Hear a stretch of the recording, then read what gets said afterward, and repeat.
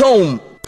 With the new Hakaba no Kitaro anime out and doing pretty well for itself, I figured now would be a great time to dive a bit deeper into the series' surprisingly rich history. As for those unaware, the current Kitaro anime is actually the 7th anime adaptation of the series. Kitaro, along with its series' original creator, manga icon Shigeru Mizuki, have a long history of Japanese pop culture that actually predates anime and manga itself, as Kitaro was originally a kamishibai or paper theater series, which were basically the predecessors to manga as we know it today.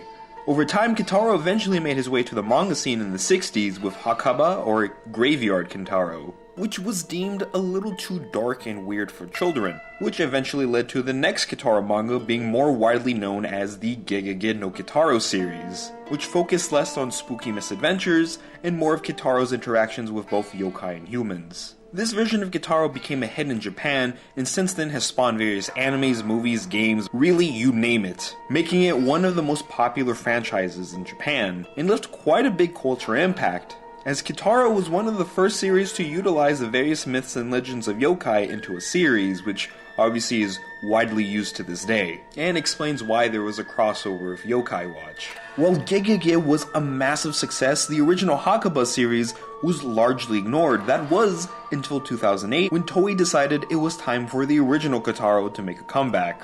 Which nicely leads to our recommendation of today for the Hakaba anime. Hakaba Kitaro tells the creepy origins of Kitaro, who is part of the final remains of the Ghost Tribe, born in a graveyard and watched over by his father, who's an oddly sorta cute and creepy eyeball man. Together they get into various spooky misadventures as Kitaro gets himself into trouble with various yokai, mainly Kitaro's rival, the rude and crude Ratman, or just purely out of Kitaro's own selfishness. You see, unlike the Kitaro many know of today, the Kitaro of Hakaba isn't exactly the nicest supernatural boy. He's not a villain per se, but he really only ever does things that benefit him in the end. A few episodes here, he actually winds up haunting people, and on a couple occasions just sends people straight to hell. So yeah, that's pretty fucked up. But disregarding that, there is a lot to love with Hakaba Kitaro. One of my favorite aspects, which also goes out to the rest of the Kitaro series, is how it's able to perfectly balance being creepy with its various yokai and even western monsters, as well as Kitaro's ambiguous nature, along with a good dose of whimsy, with the series' overall creativity and goofy sense of humor, which can also get a bit dark at times.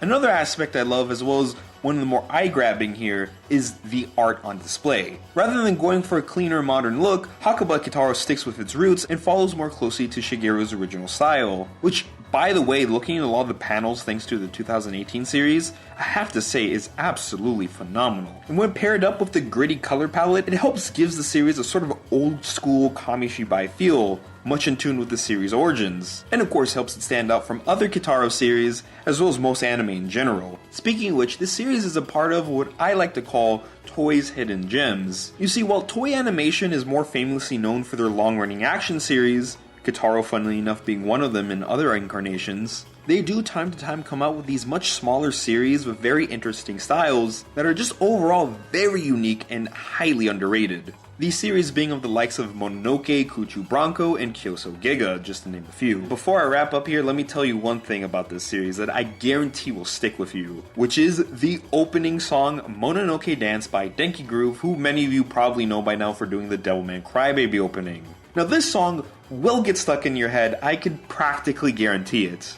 Sure, these funky beats are not what you'd expect for an old school remake, but it does suit the overall quirky vibe of Kitaro. And I guess it also helps that the official music video for the song also has a kamishibai style, which you should totally watch. I mean, it is a bit weird.